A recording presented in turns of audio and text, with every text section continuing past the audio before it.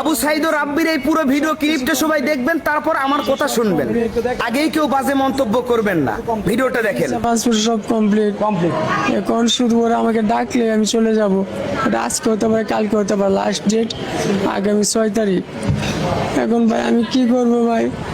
বাংলাদেশে কোনো এক অমানুষের বাচ্চা। সবার আগে বলবো, রাব্বি ভাই আপনি প্রতিহিংসা বাদ দেন। আপনি অনেক ভালো ভালো কাজ করে থাকেন, জনগণের কাছে আপনি একজন ভালোবাসার মানুষ, তাই ভালোবাসার মানুষের জায়গাতেই থাকেন। আপনি আপনার বর্তমান কমেন্ট বক্সটা একটু চেক দিন। আপনি যে এভিডেন্সটা তুলে ধরেছেন এটার মধ্যে কতটা ভুল রয়েছে সেটা এই ভিডিওতে আমি তুলে ধরবো। আপনি যে থটস অফ বেল্লালকে অমানুষের বাচ্চা বললেন, এই কথাটা বলা আপনার মুখে মানায় না। শুধু থটস অফ বেল্লাল নয়, এই জাতি জানতে চায় আবু সাইদের চিকিৎসা এখন পর্যন্ত কেন হলো না, সে এখন পর্যন্ত কেন বিদেশে যাইতে পারলো না। আপনি যে বলতেছেন সে যাইতে পারতেছে না, যে কোনো কষ্টে যার কাছে এতগুলো টাকা আছে, যে রুগী, এমন একটা ইমার্জেন্সি রুগী, যে কোনো কষ্টে তাকে বিদেশে যাইতে হবে।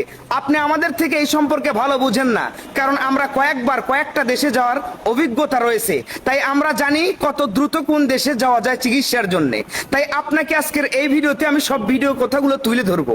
আপনি যে সার্টিফিকেটটা তুলে ধরছেন, এইখানে লেখা আছে রুগীর নাম দেলোয়ার, বয়স মাত্র 28। এখানে আবু সাইদের জন্ম তারিখ হচ্ছে 1996, তাহলে এখন 2026, সেই অনুযায়ী তার বয়স হওয়ার কথা ছিল 30 বছর। আর সেখানে আবু সাইদ নামটাও লেখা নেই, লেখা রয়েছে দেলোয়ার। এখন আপনি যে এভিডেন্সটা তুলে ধরেছেন সেটাও ভুল। এটা তো আপনি নিজে আপনি দিয়েছেন এই কমেন্টে এই সার্টিফিকেটটা। যদি অন্য কেউ দিত তাহলে ভেবে নিতাম এটা হয়তো অন্য কেউ শত্রুমূলক দিয়েছে, কিন্তু এই জিনিসটা আপনি নিজে সেন্ড করেছেন। তো আপনি নিজে যে সেন্ডটা করেছেন, মস্তিষ্কে কি ছিল আপনার? আপনি সেখানে বলতে পারতেন যে আবু সাইদের নাম দেলোয়ার বা আদার্স কিছু আপনি দিয়ে দিতে পারতেন, কিন্তু আপনি সেখানে সেটা বলেন নাই। আবু সাইদি বইলে দেলোয়ারের সার্টিফিকেট দিয়েছেন। জনগণকে কি আপনি পাগলা পাইছেন?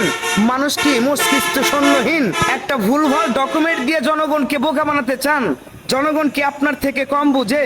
এই সার্টিফিকেটটাতে কি লেখা আছে আপনি নিজে একটু ভালো করে পড়ে দেখুন তো। এটা কিন্তু আপনি নিজে সেন্ড করেছেন, অন্য কেউ করে নাই। আবু সাইদের কি রোগ হয়েছে সেইটা আমরা জানি না, তবে যেটাই হয়ে থাকুক না কেন সেটা এই জনগণের সামনে উন্মোচন করা হোক। আর তার চিকিৎসা অবশ্যই লাইভ কাস্টে দেখবে মানুষ, কারণ তাকে 2-1 টাকা দেওয়া হয় নাই, 35 লক্ষ টাকা দেওয়া হয়েছে, যে টাকা দিয়ে কয়েকটা রোগীর চিকিৎসা করা যেত। যে মানুষগুলো তাকে টাকা দিয়েছে তারা অবশ্যই জানতে চায় যে সে চিকিৎসা করতেছে নাকি ওই হসপিটালের লবিতে বসে তার পরিবার পরিজন আত্মীয় স্বজন আপনাদের মতো কিছু বন্ধু বান্ধব নিয়ে পিকনিক করে খাচ্ছে। এটা কি জনগণ জানতে চায় না? জনগণের অধিকার নেই, কারণ জনগণ তো তাকে টাকা দিয়েছে। তাই কথাবার্তা যেটাই বলেন একটু হিসেব করে বললেন, কারণ আপনারা ভাই জনগণের ভালোবাসার মানুষ, জনগণের প্রতিনিধি। তাই আপনাদের মুখ থেকে এমন কথা আমরা কখনো আশা করিনি। কারো পক্ষ নিয়ে কথা বলতে এখানে আসিনি, যেটা হক কথা সেটাই বলে দিয়েছি। কারো ভালো লাগলো কার খারাপ লাগলো সেইটা বড় কথা না, তবে এটা জনগণের কথা, আমাদেরকে বলতেই হবে। এতগুলো টাকা মামুর বাড়ির মোয়ানা। আজকের পর থেকে যদি কেউ এমন বিপদে পড়ে, শুধুমাত্র এই আবু সাইদের প্রতারণার কারণে মানুষের সহযোগিতা পাবে না মানুষের কাছ থেকে। তাই আমরা জানতে চাই আবু সাইদের চিকিৎসা কোথায়, কি করে, কেমন হচ্ছে এবং সে কি রোগে আক্রান্ত, এটা অবশ্যই জনগণের সামনে উন্মোচন করবে। অযথাই এই দেলোয়ারের সার্টিফিকেট দেখাইয়া জনগণদেরকে বোকা বানাইও না।